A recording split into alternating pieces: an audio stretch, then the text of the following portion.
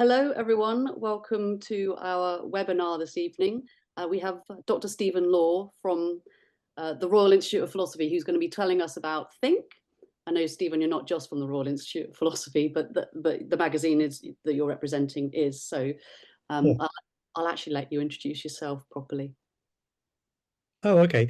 So I'm Stephen Law, and I am a philosopher, and I'm currently associated with the Department of Continuing Education at the University of Oxford. Previous to that, I was at the University of London for 22 years, Heathrow College. Before that, I was at the Queen's College for 3 years, and then Trinity College before that.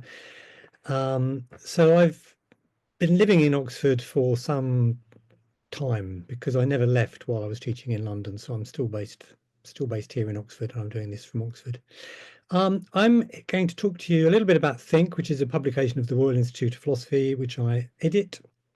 And then I'm going to talk to you a little bit about what I think philosophy is, and what I think it is probably quite controversial, actually, and I suspect that we're going to disagree. In which case we can have an interesting conversation about that. But let me begin by sharing my screen. There we go. And then if I hit, oops. Damn it. There's the little. Okay, so does that look good? Good. Okay, so Think, Philosophy for Everyone is a publication of the Royal Institute of Philosophy, and it's published by Cambridge University Press. It comes out 3 times a year. It's aimed particularly at young people and the general public, philosophy for everyone. And the idea is that it's going to contain accessible and engaging articles by and interviews with leading philosophers who are encouraged to write or speak as clearly and accessibly as they can and as engagingly as they can. And it's been out now for many years, but it was recently relaunched and now has color illustrations and is in a larger format, is much more attractively presented. The articles are now color illustrated, as I say, 2,000 to 4,000 words. We do look particularly for topics that will be of special interest to schools.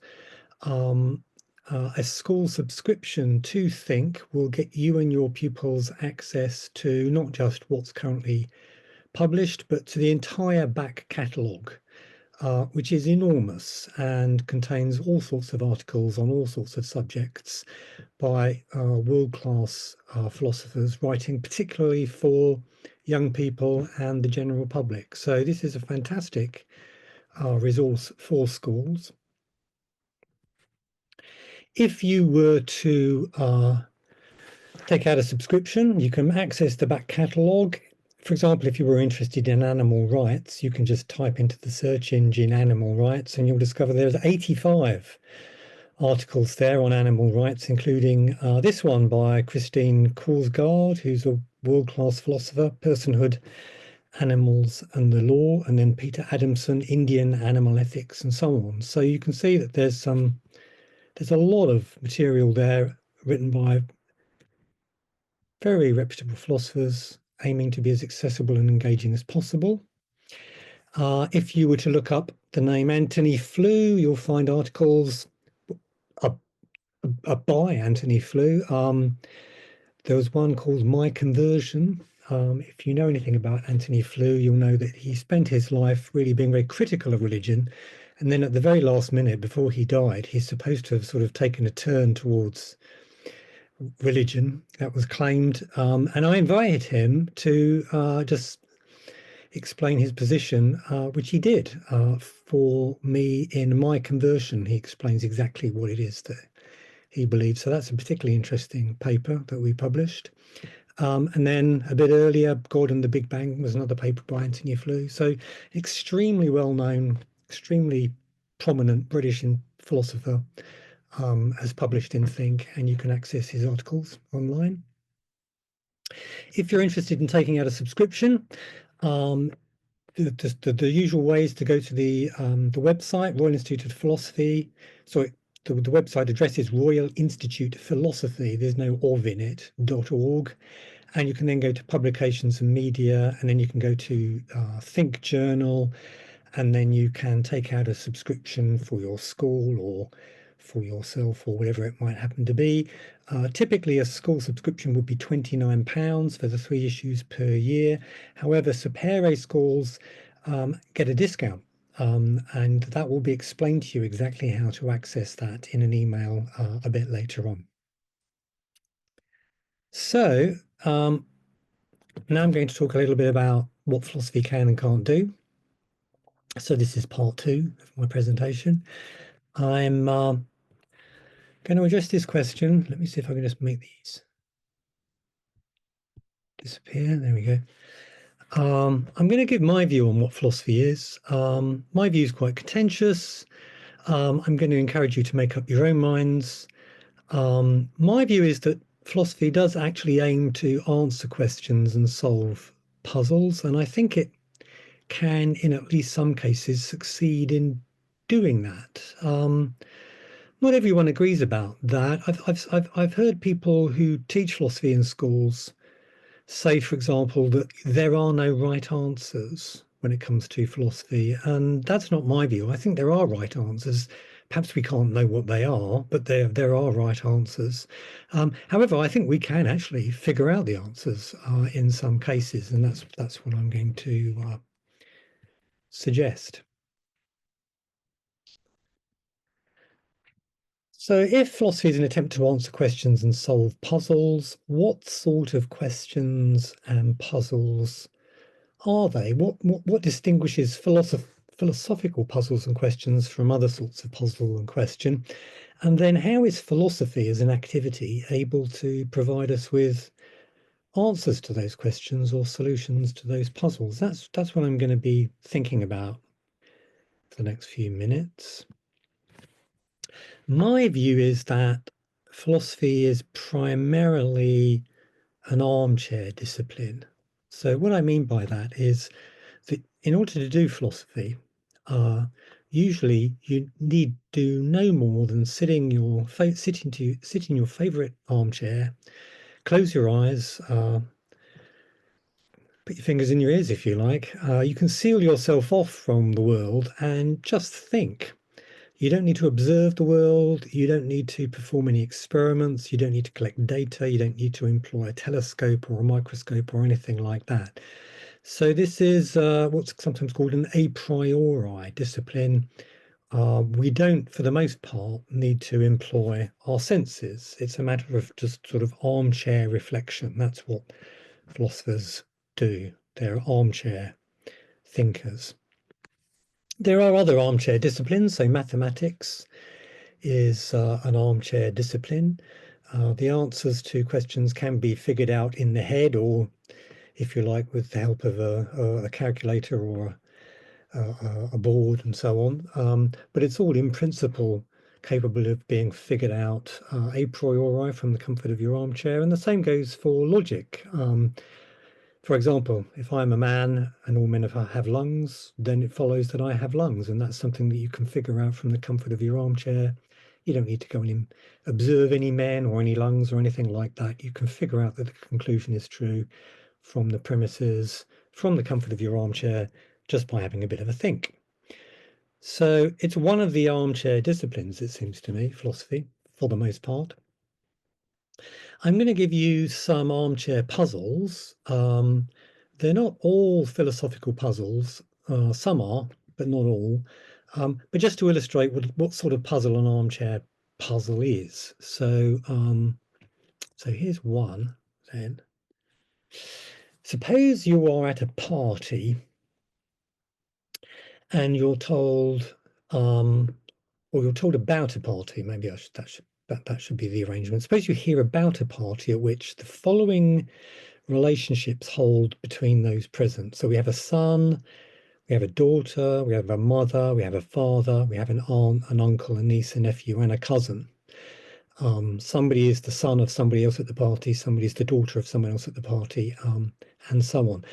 Now, given all of those connections are in place between the people at the party, is it possible that there were only 4 people present. What do we think about that? Any idea?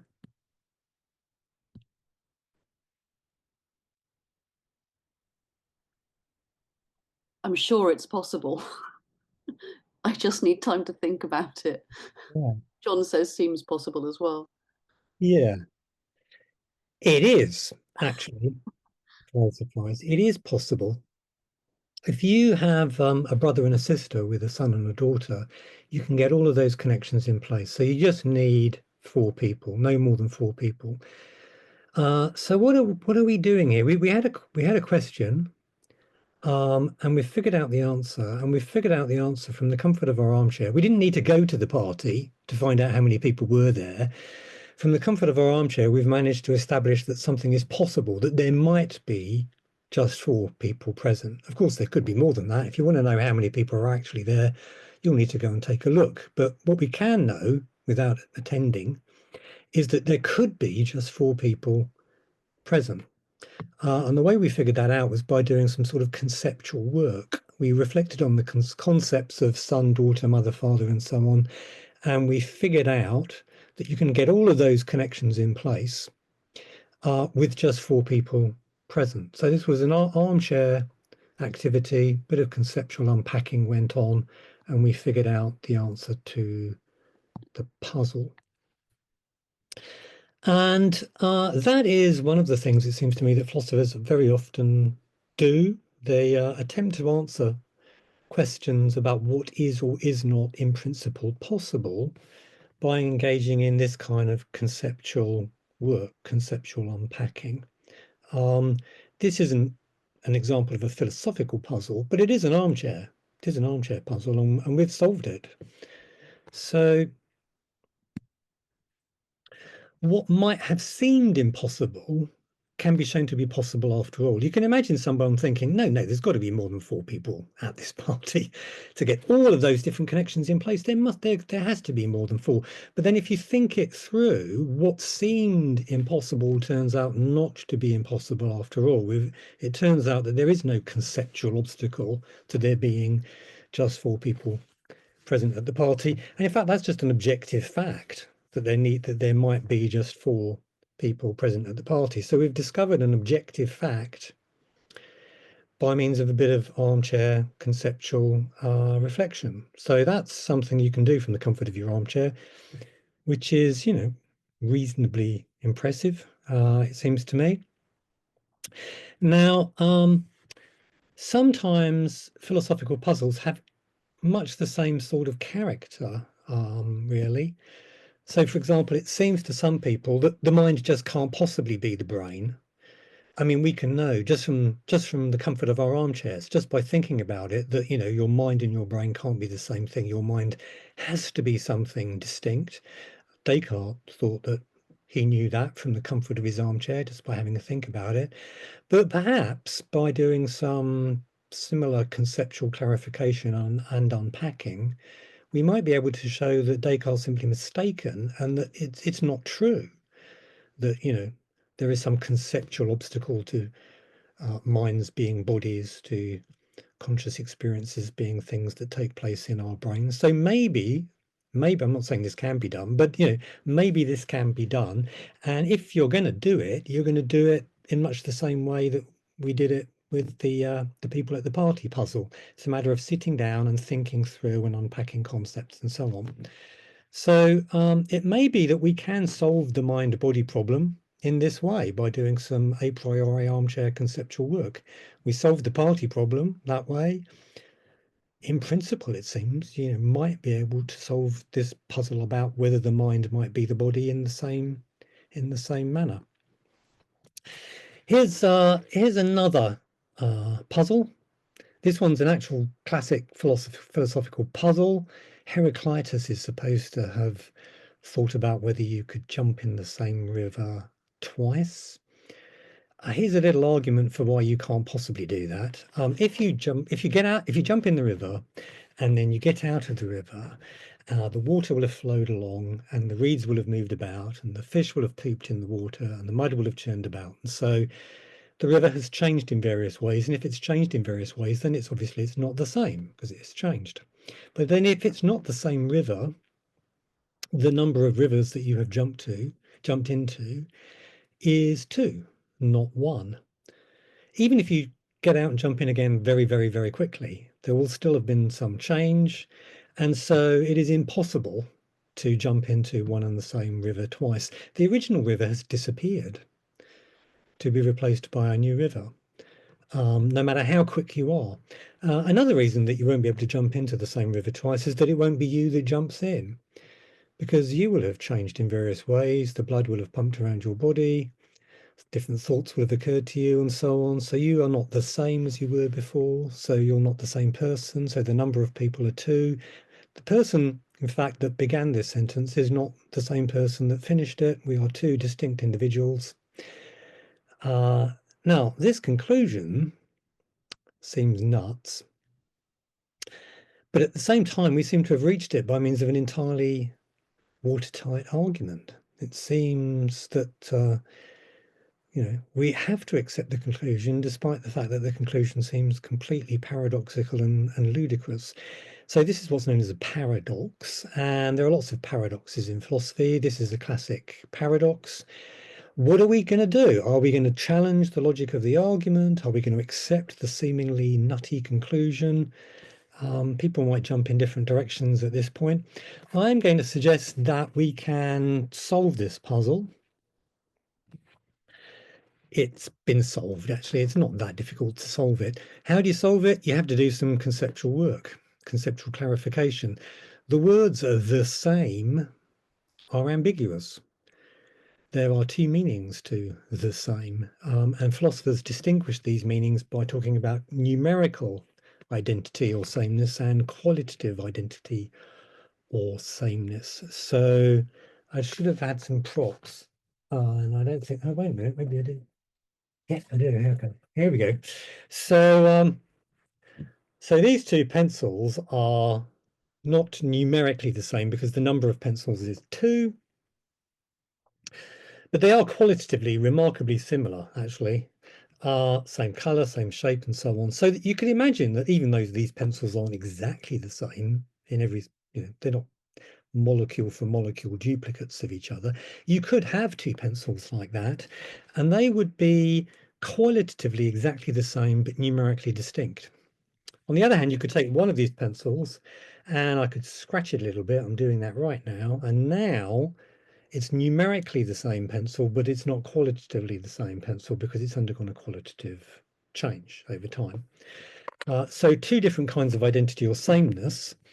And the puzzle about jumping into the same river twice that we looked at is the paradox is generated by a bit of linguistic sleight of hand. We move from one sort of identity or sameness to the other. We go from, well, it's not the same river qualitatively because, the reeds have moved about and the fish have pooped in it and so on, to it's not the same river numerically. The number of rivers is 2, and that just doesn't follow. But if you're not paying attention to how language is being used and you're not picking up on a subtle switch that takes place there in meaning from moving from one concept to another, you might end up falling for the argument and thinking that you have to accept that there are 2 rivers involved whenever you get out and jump into a river again. The second river is numerically distinct. That simply doesn't follow. It was just a bad argument, in fact. And we've figured that out from the comfort of our armchairs. So a classic philosophical puzzle solved definitively from the comfort of our armchairs. That's just a fact. Here's another thing you can do from your armchair. Aristotle's physics entails that if you have 2 balls, a heavy one and a light one, the heavier ball will fall more quickly than the light one. And Aristotle, his theory was challenged famously by Galileo.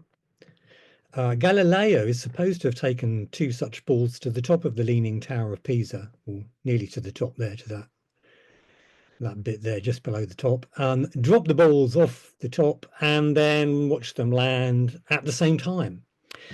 Actually, this is probably a myth. He probably never did that. And in fact, he didn't need to do it because famously he showed that Aristotle's theory was false by means of a thought experiment.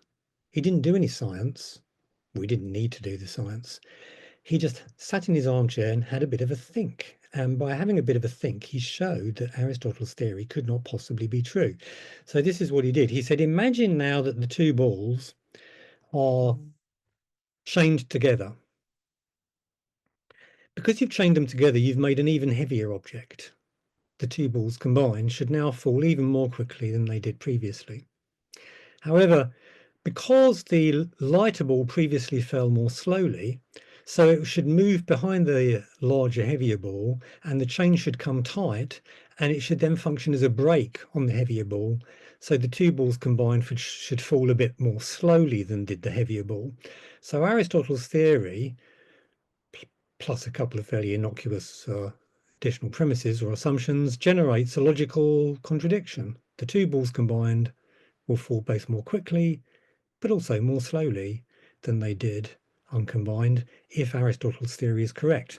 If Aristotle's theory generates a logical contradiction, it can't be true. So from the comfort of our armchairs, we can refute scientific theories in some cases by showing that they generate logical contradictions. And that's something that Galileo appears to have done here. So again, there's a lot you can do from the comfort of your armchair. You can refute a scientific theory by showing that it cannot possibly be true because it generates a logical contradiction. On the other hand, if you want to know what's actually going to happen when you drop the balls off the top, you're going to have to go and drop the balls off the top. Who knows what they'll do? I mean, they might fall faster, they might fall slower, they might turn into a pair of doves and fly off into the sunset. You don't know what they're going to do until you actually do the experiment. What you can know before you do the actual science experiment is you can do a thought experiment which shows that they can't possibly obey Aristotle's theory, because that would generate a logical contradiction. So that's a famous thought experiment. Sometimes people say, what's the point of thought experiments? How could that show anything? Well, this is quite a big deal. This is Galileo refuting a scientific theory from the comfort of his armchair. So it seems to me that philosophical puzzles are very often armchair puzzles, and armchair puzzles require armchair solutions. You can't solve the puzzle without jumping in the same river twice by engaging in a scientific investigation of rivers. It's completely irrelevant. It's not going to get you anywhere, does it? You can know all the science about rivers. It doesn't solve the puzzle. The puzzle is essentially a conceptual one. You'll need to do conceptual work if you want to solve it. So some puzzles are distinctly philosophical, distinctly armchair, and require distinctively philosophical methods in order to solve them. Another thing that you can do from the comfort of your armchair is show that there's something wrong with the question. This is a radical approach to philosophical puzzles that sometimes works. So, if somebody says, what's north of London? Well, Edinburgh. What's north of Edinburgh? Iceland. What's north of Iceland? The Arctic Circle. What's north of the Arctic Circle? The North Pole. What's north of the North Pole then? Well, that's a kind of a induces a sort of mental cramp, doesn't it, that question? How do you answer that question? There's something wrong with the question. What you need to realize is that the way that the word north is used precludes you asking asking a meaningful question about what's north of the North Pole, because for something to be north of another thing is just for it to be nearer the North Pole than some other thing. So we just need to do a bit of conceptual work to show that there was something wrong with the question, maybe. So that's what I think, and this is contentious, but this is what I think philosophy does. It engages with armchair puzzles and employs armchair methods to solve them. It seems to me that many classic puzzles, philosophy puzzles, have this character. Why is there something rather than nothing? No amount of science is ever going to answer that, because whatever science reveals will just be more something. If you say, oh, well, the reason there was a universe was because there was a big bang, well, then the question becomes, and why was there a big bang? And if you say, well, there was a big bang because of fluctuations in some quantum field, well, I'll just want to know why there was some fluctuations in a quantum field. We're off on a regress here. We know science is not going to be able to provide the solution. Can philosophy provide a solution? Possibly, or perhaps philosophy can show that there's something wrong with the question. Maybe it's a bit like asking what's north of the North Pole. Possibly. So this is a classic philosophical puzzle. How do I know I'm not a brain in a vat? The world is a computer generated. Everything would seem exactly the same. Can science answer that question for us? No, it can't show that there is a real world rather than a virtual world, because science is dependent on observation, and it's observation that's thrown into doubt here. So science is helpless. Science can't solve this puzzle for us. It's going to have to be solved doing philosophy. Can I swap bodies? In the style of the movie Freaky Friday, if you've seen it, a mother and a daughter go to bed one night having gone to a Chinese restaurant and encountered a sort of magical Chinese fortune cookie. And as a result, they wake up in each other's bodies, or at least that's the plot of Freaky Friday. Where do they end up? Well, when you watch the movie, you're supposed to think that the daughter's now in the mother's body and vice versa. But is that what's happened? Has the mother's mind or consciousness, or that person, have they migrated from one physical body to another?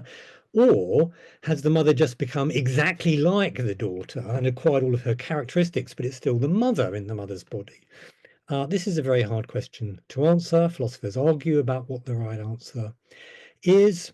No amount of scientific investigation is going to provide you with an answer. You can know everything about the mother and the daughter. You can investigate them. You can put them through MRI scanners. You can find every last detail about their bodies and how they've changed or not changed. It's not going to provide you with an answer to this question. This is an armchair puzzle, not a science puzzle. And you'll need to employ armchair methods in order to solve it, if it can be solved. So there are some philosophy puzzles.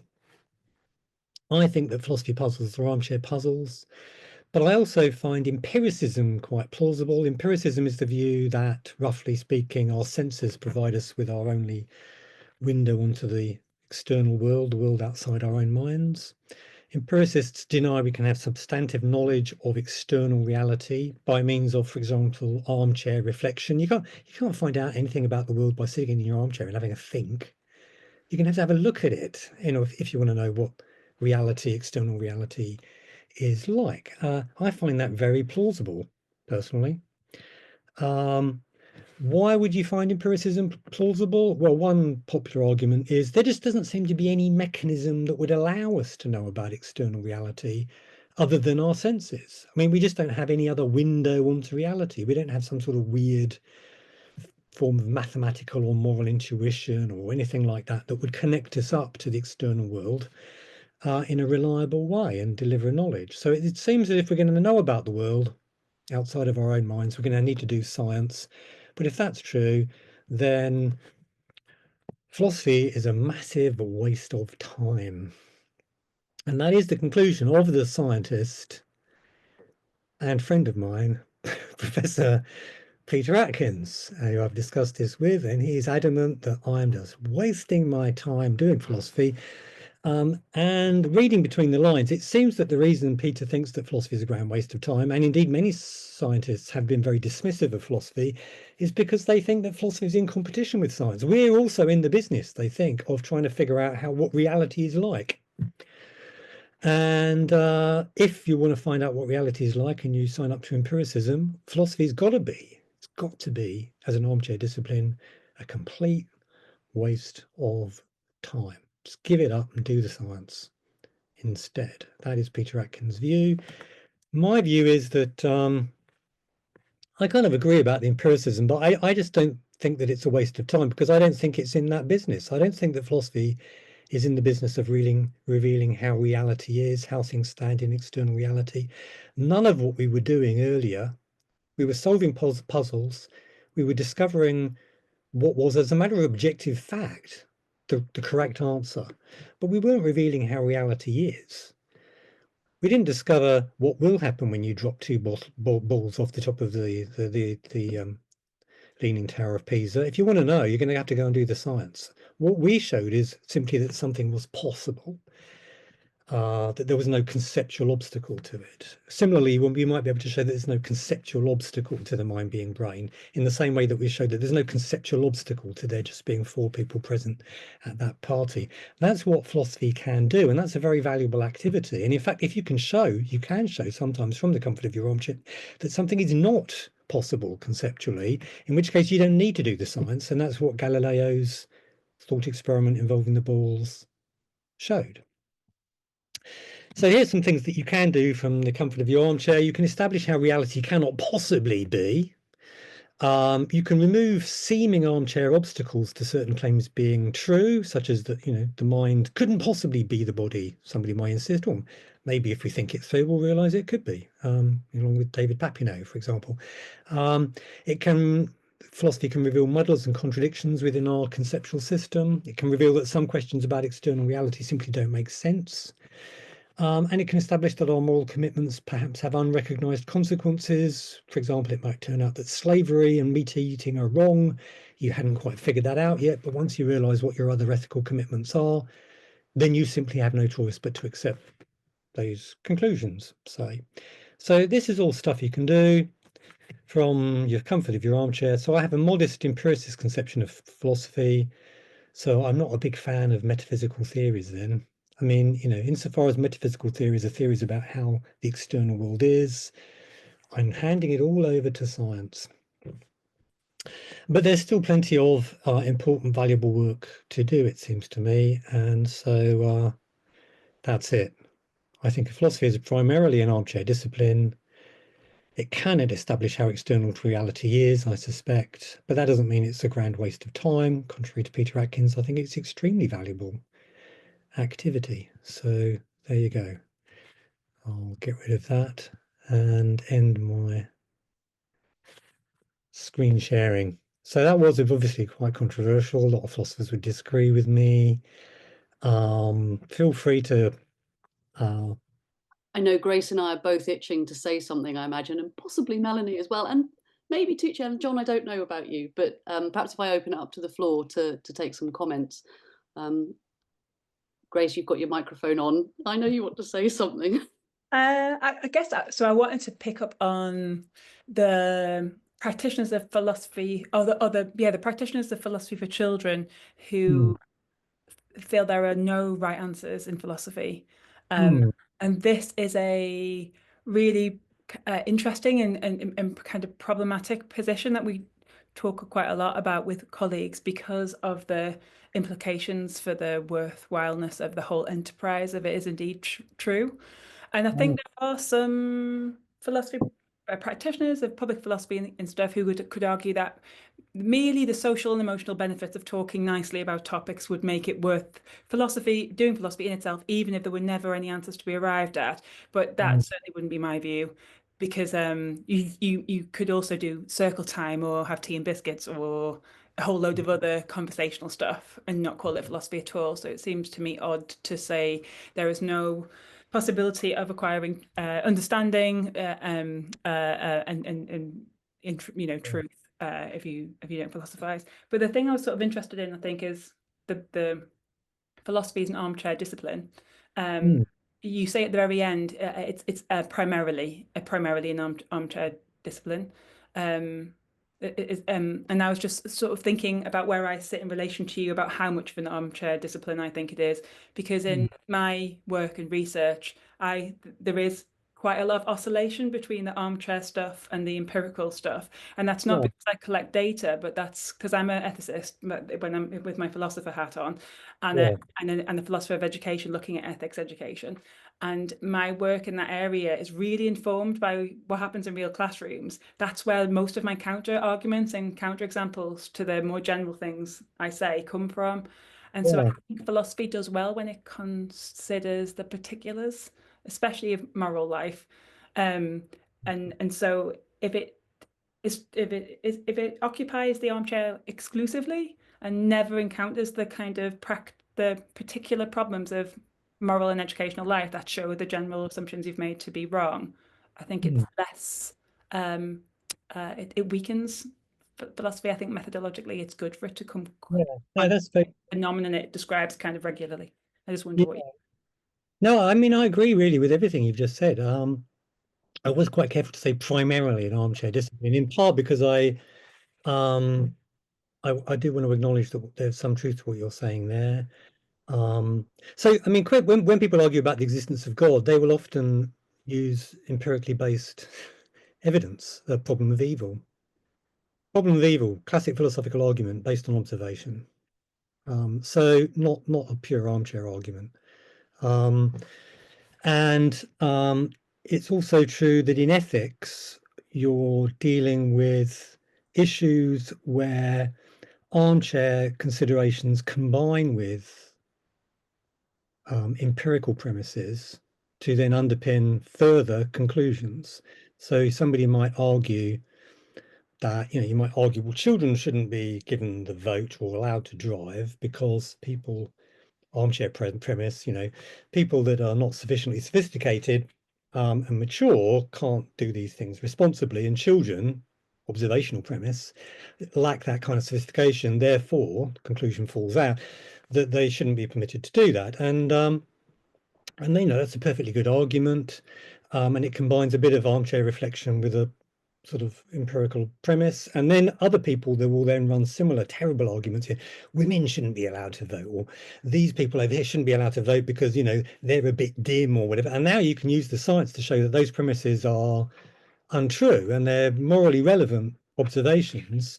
But ultimately, because I think sign up to the is ought gap stuff, it seems to me that if you while you can challenge these views using science, because they're very often in part scientifically underpinned, when it comes to our most fundamental moral commitments, they're just not empirical.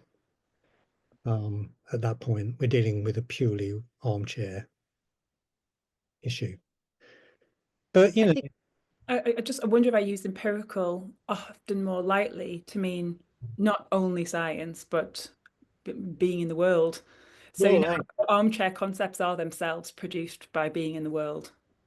well, they are produced by being in the world, but all concepts are produced by being in the world. But that doesn't. I don't need to go and have a look at the world to know that there could be just 4 people at the party. Yeah. Requires no being in observation of the world whatsoever. It's true that concepts are acquired by encounters with the world around us. But once you have the concepts, when people say, "Oh, it's a priori," this knowledge, they mean not that you don't need to observe the world to acquire the concepts, but once you have the concepts, you don't then need to go and take a look to check to see that all of the stallions are male. From the comfort of your armchair that they are, despite the fact that you got the concepts of stallion and male from observation. So I think I'm agreeing with everything that you say. I mean, I was kind of, I was a little bit careful the way I phrased it, precisely because I want to acknowledge that you're right. There are empirical, there's empirically relevant stuff when it comes to philosophy. There definitely is. And then there's also, sorry, I'll stop now, Troy. I was thinking when the image one has of an armchair philosopher is one person thinking by themselves. And I think one of the things that our work does when we're talking about philosophical inquiry is getting people to think with others. So thinking for themselves with others rather than just thinking by oneself. Yes. So one of the sort of pushbacks I would give against philosophy being solely an armchair pursuit. Yeah. And also the idea that even if you are an armchair philosopher and you are thinking by yourself, you are often pulling upon the history of ideas, or you're pulling upon the ideas from the canon or from the world around you, which therefore is not an independent individualistic idea of philosophy. Yeah. So looking into the history of our concepts and how we acquired them can be very philosophically relevant. Yeah, that's also true. No, we definitely want to acknowledge that. Armchair, I suppose you're right that armchair could potentially be a bit misleading because it might suggest that it's a solitary activity. Yeah. Whereas after we pull our armchairs up together and have a little chat together, and it's still, as far as I'm concerned, an armchair activity. We're not engaged in any observation of the world. We're not doing any science. So it's kind of communal armchairs. Communal armchairs, I like it. Yeah. Let's all sit in our armchairs. Yeah, let's all sit in our armchairs. Tuche, Melanie, have you got anything to add? Hi, Doris. Sorry, we started a little while ago, but we have recorded it if you want to catch up. You're on mute.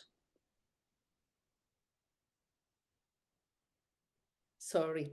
Hi, everyone. I couldn't join earlier. I'm so sorry.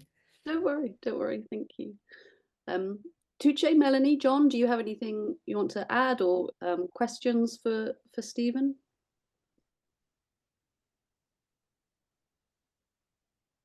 I mean, I could argue a bit longer, but I realize we're coming up out of time, and we can carry on next week, can't we? Thank you, John. John says no questions.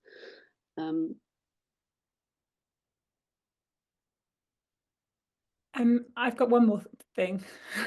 I've got one more thing that I'm going to say, which is about solving problems, and then there are some the examples that you give are really great examples, especially the Galileo thought experiment of thought experiments and philosophical methodology solving conceptual problems, and I do agree that there is philosophical progress made, and on some problems just have dissolved on contact with philosophy.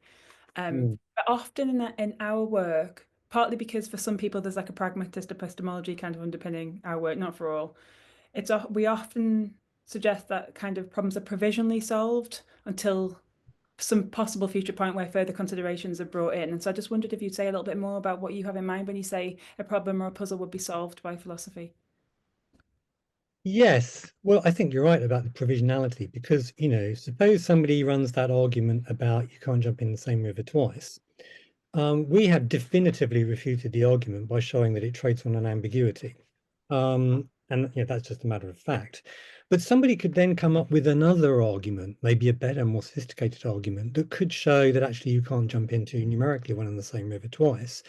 And then the whole, the can of worms is opened again. And so we haven't provisionally, but there's a kind of provisionality involved that I would want to acknowledge there, that you very often, you deal with a particular confusion, but then it just kind of comes back in a different form, or it metamorphosizes, if that's the word. And so there is often a kind of provisionality to what we're doing, but at the same time, we can say, I think entirely correctly, that that particular argument is just a bad argument, and we refuted it. And if that was your case for saying you can't jump into numerically the same river twice, well then it's done and dusted. That argument is over. Move on. We don't need to we don't need to go back to it. Yeah. Is that a good answer? I don't know. I think there's also the idea of philosophy may not be dealing with answers, but actually dealing with problem creation. So showing people where the problems are and how, and then going, okay, someone else fix this. There's the problem. Off you go, solve it. We just hand it over to somebody else at that point. Oh, scientists. They can figure it out. Wow. This week is British Philosophy Fortnight, and last week we were at Senate House listening to a philosopher of mind, actually talking about the fact that she's working with neuroscientists at the moment, and that the neuroscience is feeding into her idea of the mind-brain problem, and then back out again. So the philosophy is impacting on the science, and the science is impacting on the philosophy. So that's a really nice way of the empirical mixing with the thought experiments and the conceptual breaking of toys. So I think we've had this for 45 minutes now, Stephen. So thank you very much for coming along and giving us this webinar today. Thank you all for joining us. No, pleasure. I mean, my intention was really just to sort of stir you all up a bit, just to sort of provoke you slightly, and get you thinking about what it is that we're doing. Because I mean, I'm not completely confident that I know what I'm doing, and I've been doing it most of my lifetime. So it's an interesting question, really. What are we doing, and what's our method, and why on earth do we think that that's going to work? It's a good question. It is, and one we can continue to try and think about. Yeah. Anyway, thank you very much for inviting me, and good luck with everything. Thank you Thank very much, Stephen. Okay. See you soon. Yeah, Bye, bye. everyone. Thank Bye. you.